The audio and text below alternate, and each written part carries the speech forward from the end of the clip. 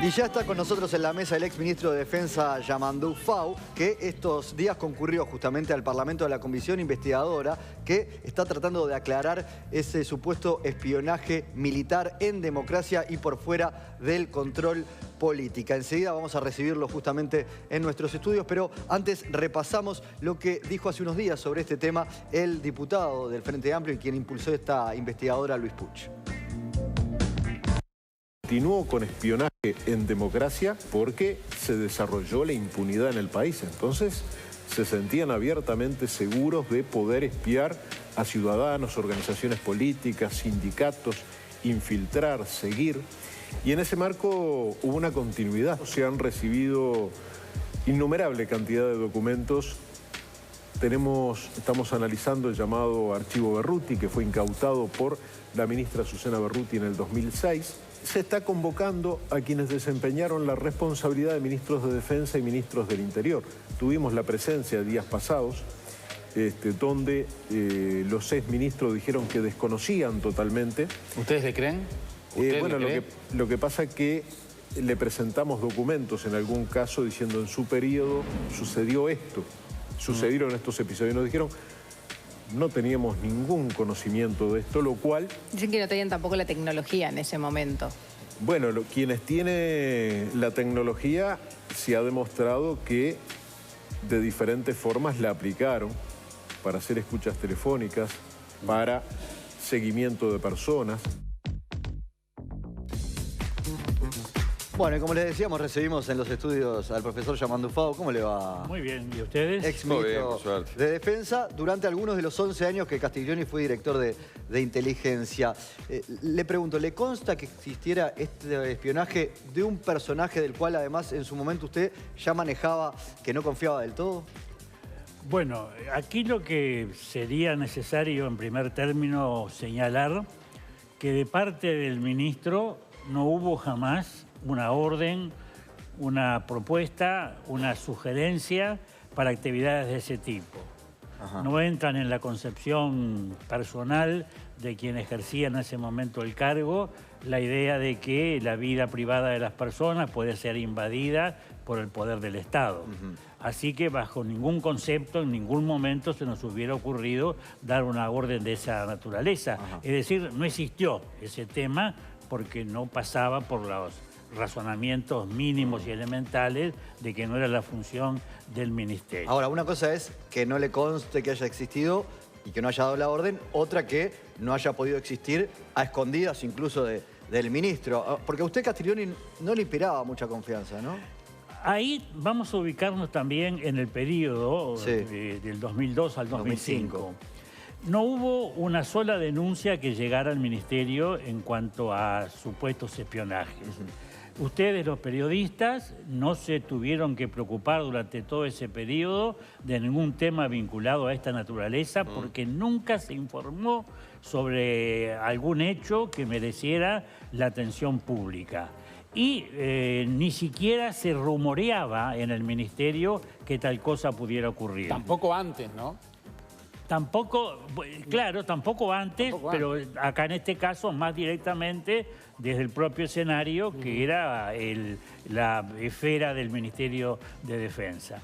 Entonces, los temas eran los de la crisis, los temas eran los de las unidades militares sin recursos, los temas eran de otra naturaleza. Este tema no existía. Sí, estaba también el tema de los desaparecidos y la Comisión para la Paz, y en ese tema también los militares de esa época, usted después dijo, no le dijeron toda la verdad.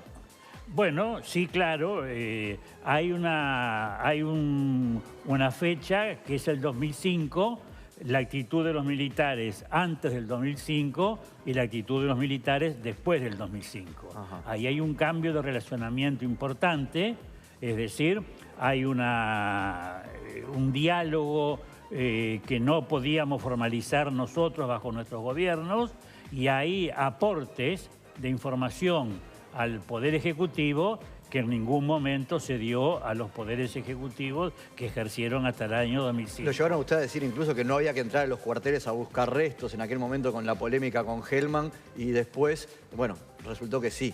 Por eso esa desconfianza... No recuerdo que yo haya dicho eso. Yo leía una declaración suya en el momento en que el gobierno argentino manda la carta, ¿se acuerda? Reclamando porque Hellman se reúne con Kirchner y usted dice, acá no hay ninguna señal de que haya que buscar en los cuarteles, pero porque los militares estaban mintiendo. Era la información que se me daba a mí. Claro. Bueno, después dieron una información mitad cierta y mitad no cierta, porque fue patético aquella situación de ir a un lugar determinado con toda certeza y resulta de que ahí no había restos. Entonces era una serie de informaciones y contrainformaciones que le restaban total seriedad a este asunto. Fau, y le hago esta pregunta. ¿Y si la Dirección de Inteligencia no tenía actividad, ¿no? Sí. Usted lo dijo en comisión, que era inoperante. ¿Qué era lo que hacían? Bueno, eso habría que preguntárselo al Departamento de Inteligencia. Pero no dependía de usted. Dependía de mí, pero atención, los directores de la entonces DINASIE no eran designados por mí, eran designados por las fuerzas. ¿Me explico? Subalternas a usted y al presidente de la República. Y al comandante en jefe de su fuerza, que era lo más importante. Es decir, el militar tiene una formación de que su jefe es su comandante. Entonces, no reconocían su autoridad, eso es lo que está diciendo la reconocían, pero era una especie de conflicto en que estaban entre la mayor lealtad al ministro y a su vez su vínculo con el comandante. No digo de que hubieran actuado bajo la dependencia de los comandantes y no del ministro, pero es una realidad que hay que tenerla presente. Entonces se le puede haber escapado que haya habido espionaje. La realidad es que la DINASIE, a los efectos de los conocimientos del ministro, prácticamente no tenía actividad. Es decir, no tenía recursos, no tenía tecnología y lo que se hacía, según se me informaba, era información abierta.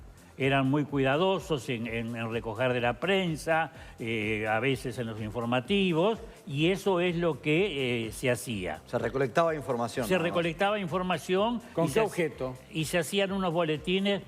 Y bueno, con el objeto de estar al día, si en algún momento el Estado necesitaba una información periodística que se hubiera publicado, que ahí estuviera recogida. Sí, parece más de una unidad de comunicación la tarea que de una dirección de inteligencia. Claro. Yo la visité 3 veces y si bien no le di el carácter de inspección, aproveché sí para recorrerla toda, me hice acompañar, que me indicaran.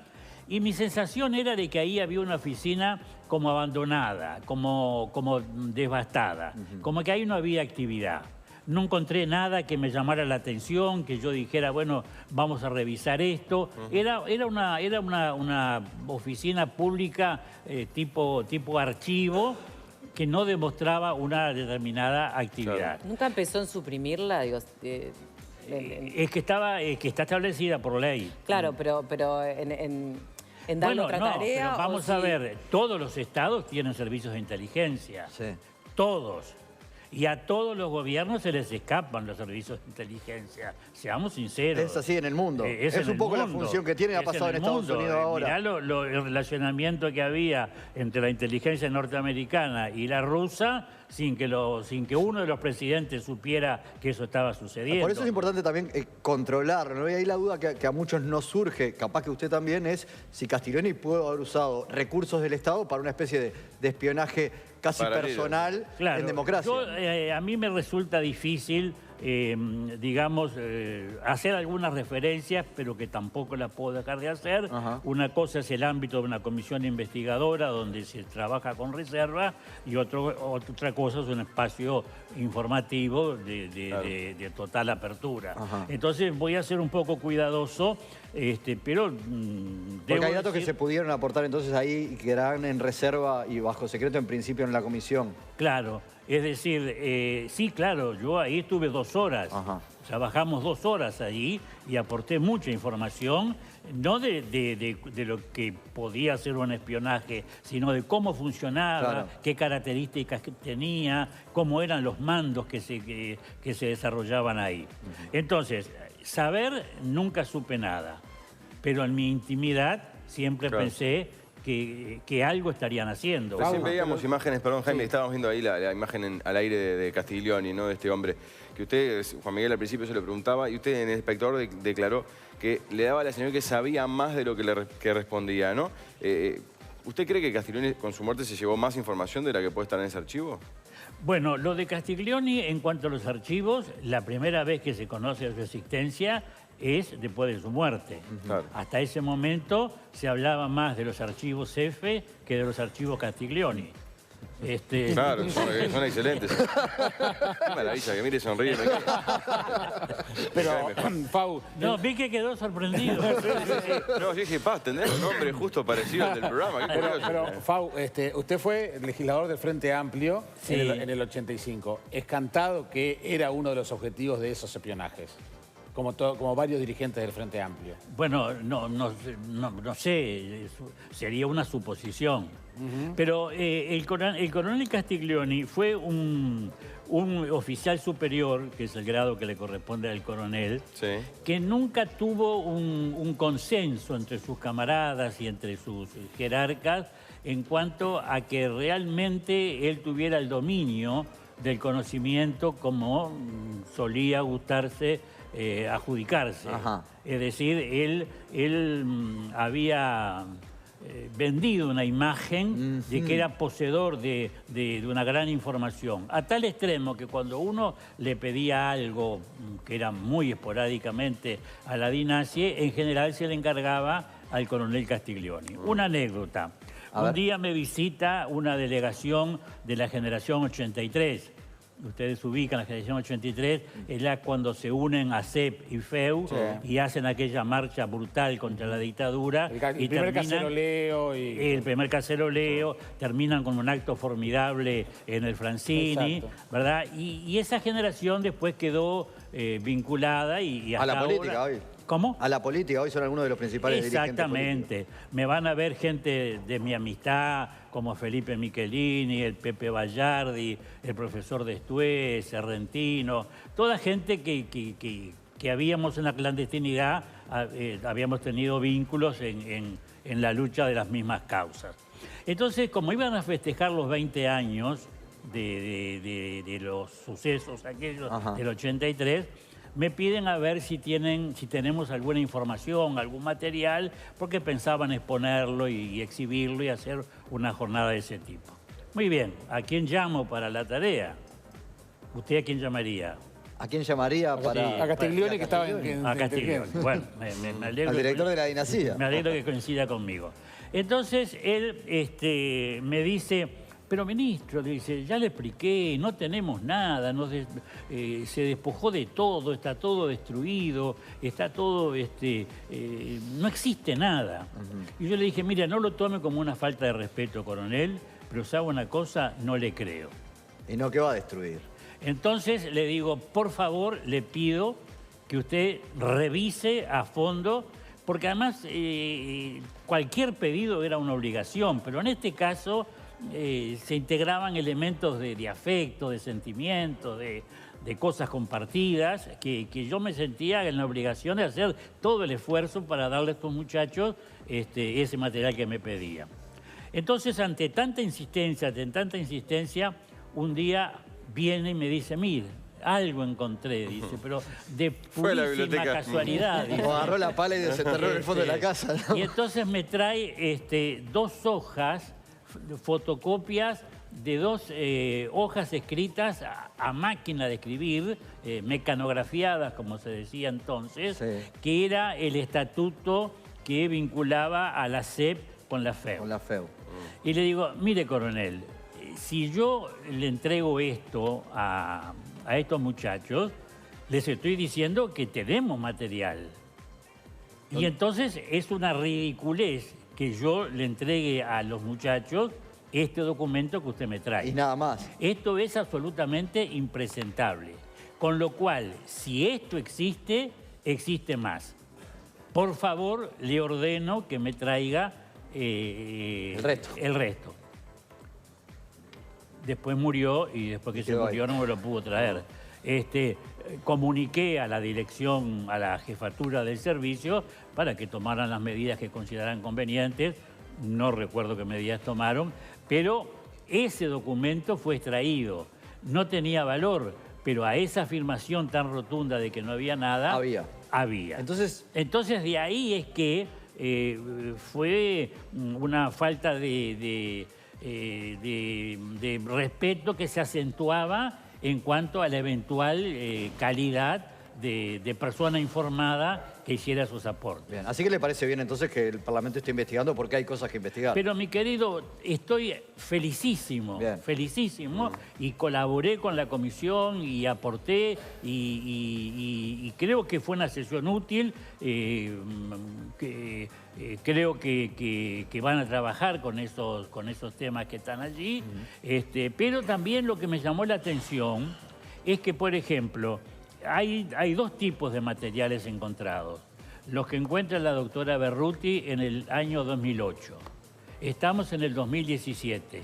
¿Qué se ha hecho con eso que se consiguió en el 2008? ¿Alguno de ustedes sabe que se haya trabajado sobre ese material? Por lo menos que se hayan revelado elementos importantes, no. No, entonces ahí hay una situación que llama la atención. Sí.